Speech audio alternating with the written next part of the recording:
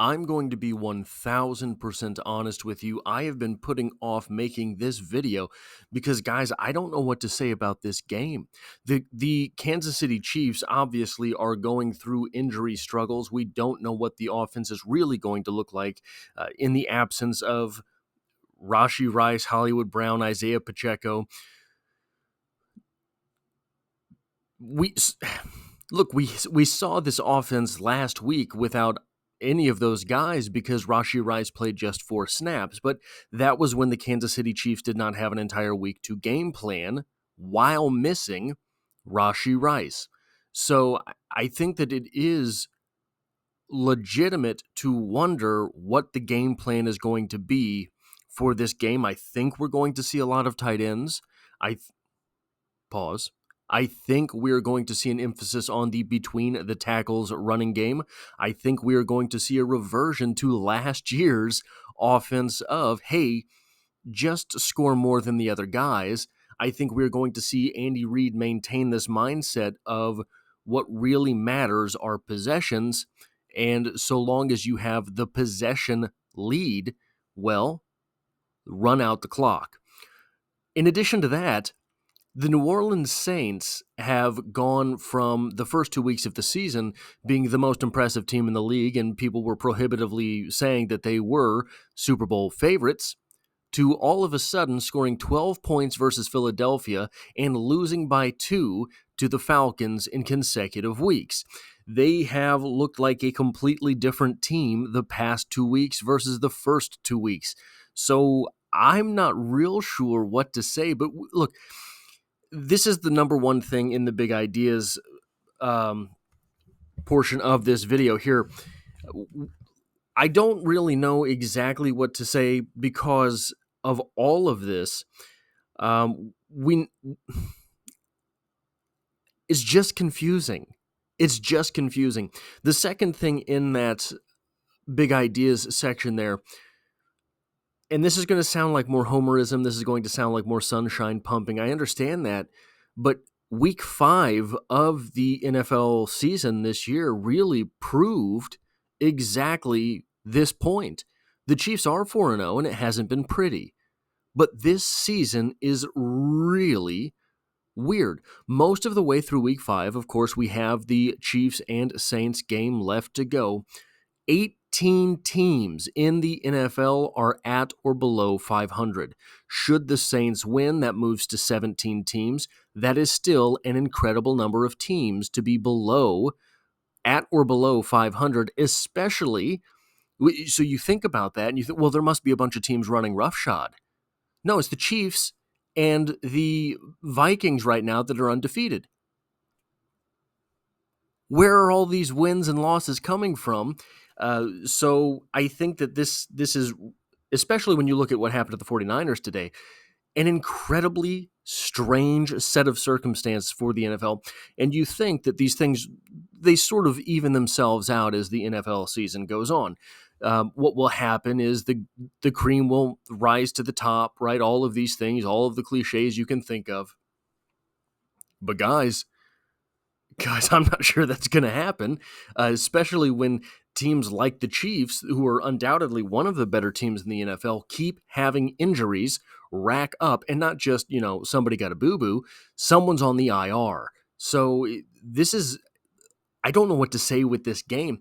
When the Chiefs pass the ball, the wide receiver snaps are going to tell us more than we can guess beforehand. So basically, I'm giving myself a get-out-of-jail-free card with this talking point because I think that what is going to be more interesting is this game in retrospect than this game in the through the windshield.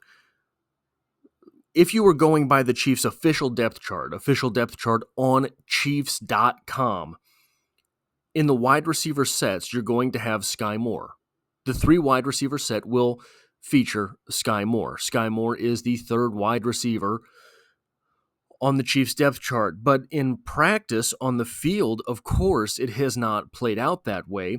Last week, Juju Smith-Schuster played 32 snaps, listed behind Sky Moore on the depth chart to Sky Moore's 13 snaps, nearly tripling up his snap count overall.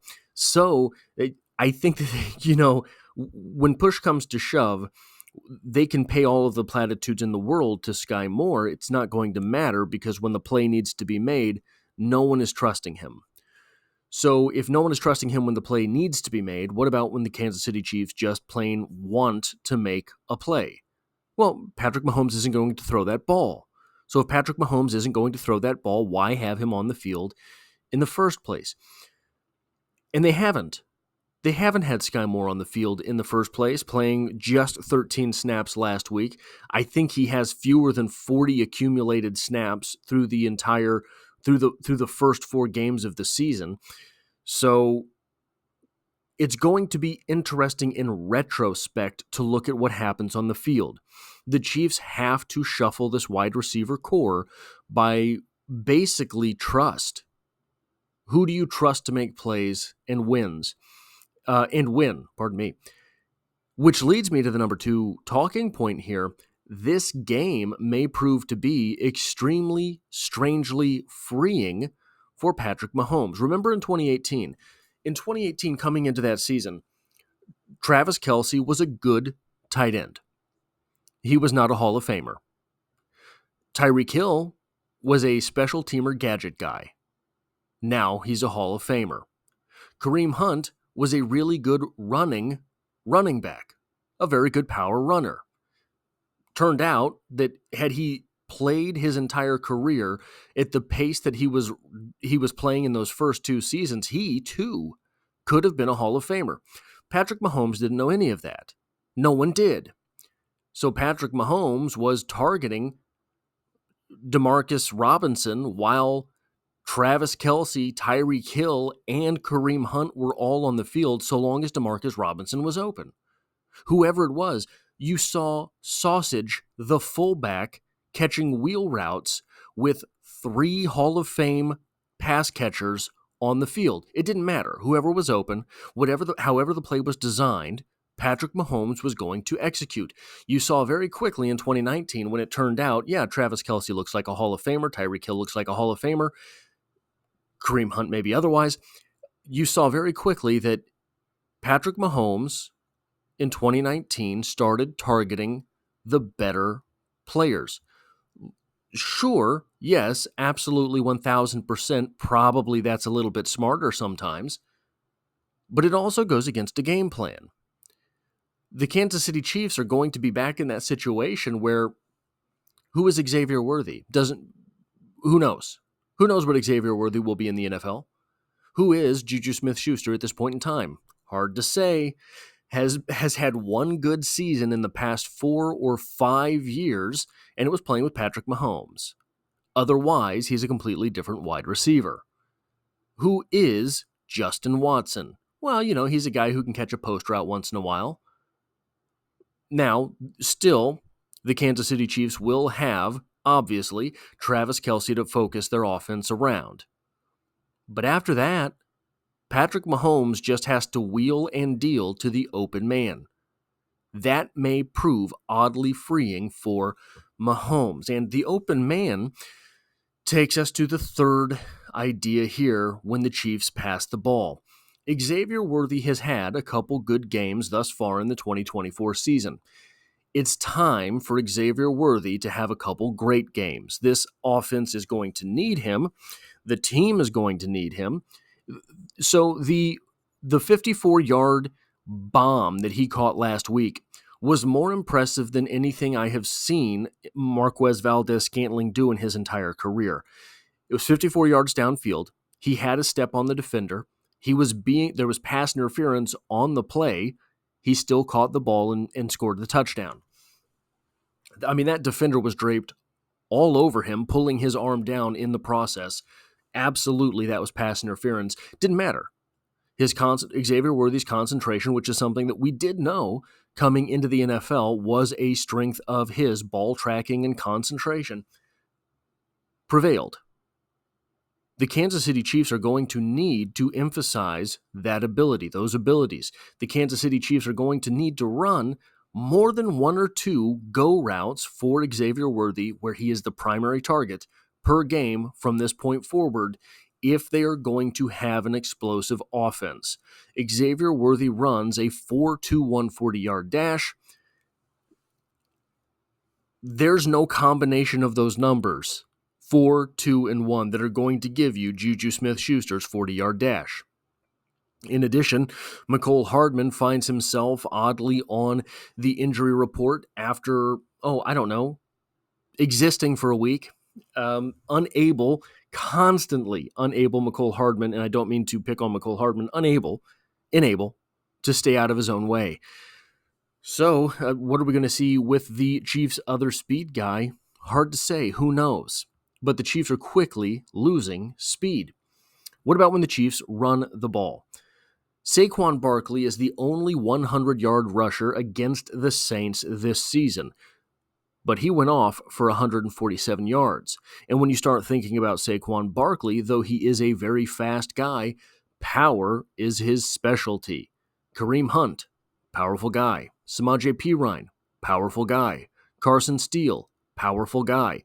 None of them are as fast as is Saquon Barkley. But I don't think the Chiefs are going to need a 147-yard performance from their running back. I believe it is going to be Kareem Hunt that gets the most carries out of this group. But looking at that number 2 idea there, Kareem Hunt was all pea and vinegar in his return to the NFL and in his return to the Kansas City Chiefs.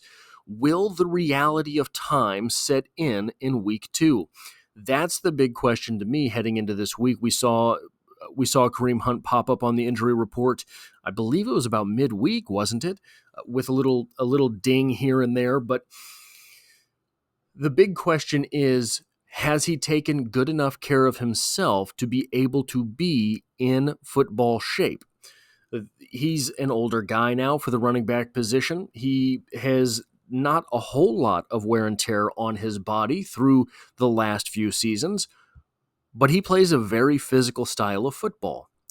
What will be the case for Kareem Hunt? Now, when the Saints pass the ball, this Chiefs defense and coaching staff are very familiar with Derek Carr. They know his weaknesses, and they will be active. There are holes in Derek Carr's game. I am sure Steve Spagnuolo is aware of them.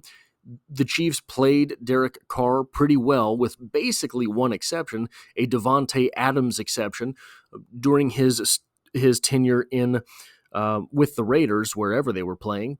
And I think we're going to see that familiarity continue on Monday. The Chiefs will be prepared for Derek Carr. Now, this leads us to this idea. The Saints stormed the NFL season, scoring 47 points versus the Panthers and 44 points versus the Cowboys, both of those in blowout wins. Since then, they've scored 12 in a 3-point loss to the Eagles and 24 losing to the Falcons by 2. The first 2 games of the season, Carr didn't look phenomenal. He still hasn't thrown for more than 243 yards in a game, despite blowout wins in weeks 1 and 2, but he was outweighing interceptions with touchdowns. In the past 2 weeks, he's thrown 1 touchdown to 2 interceptions. 1 touchdown and an interception versus the Eagles, no touchdowns and an interception versus the Falcons. Either that way or it's reversed, I can't quite remember. If the Chiefs can keep that ratio going, with Carr throwing more interceptions than touchdowns, it's going to be a rough day for the Saints offense. Now, what about when the Saints run the ball? Alvin Kamara has had a good season so far, running for 362 yards with a 4.5-yard average. He's also run for 5 touchdowns. Philly, however, held him to a 3.3-yard per carry average, and if the Kansas City Chiefs can do that, it is going to be a very long day for the Saints offense, because I don't think that Derek Carr is going to really be a problem for this Chiefs defense. The Saints also have their left guard, Lucas Patrick, who is questionable at this point for the game. Their center, Shane Lemieux, is out. Their right guard, Cesar Ruiz, is out. Chris Jones has looked better against the run this season than any time I can remember. He has looked better this season while also calling his own shots versus opposing offensive lines. I think he's going to, and the Saints are starting a rookie tackle in Taliesin Fuaga as well. So if that holds up on Monday, the Chiefs should have the edge versus the Saints in this game. Leading us to the prediction, Kansas City Chiefs 23, New Orleans Saints 20. Should the Chiefs survive and advance? They're going to have 12 games to win 5. Why do I say that? Basically, 10 wins gets you into the playoffs. It's not going to get you home field advantage. It might not even get you you're probably not even going to host a wild card game, right? But 10 wins probably gets you to the playoffs. Once the Chiefs are in the playoffs, the entire dynamic changes. Patrick Mahomes is not going to be afraid to run the ball. Steve Spagnuolo is going to go ham against opposing quarterbacks. All of these things get easier, and you hate to say get easier in the playoffs, but they do. The Kansas City Chiefs offense is going to open up because now you have to account for Patrick Mahomes. Patrick Mahomes does not want to run the ball during the regular season, does not want to take hits during the regular season because the regular season is not his stomping grounds. Should the Chiefs win on Monday, giving themselves a 5-0 record, they have 12 attempts to win 5 games. At that point, they can afford to experiment with some things on offense. Do they still want to win the games? Absolutely, because you don't know what's going to happen next. But having 1 series, 2 series a game to say, okay, we need to step back, we need to try some things out. Once you get that into place, once you get into that mindset, you are able to figure things out for your postseason run. That could be very powerful for this offense. That could be very powerful for this offense should they be able to find 1 or 2 wide receivers that can do a thing or two. That's all you have to do. Once the playoffs start, it's sudden death. All you have to do is know your strengths and weaknesses as a team. You don't have to worry about someone game planning for you the next week because you might not get there. You have to win now. Rely on your strengths and win now.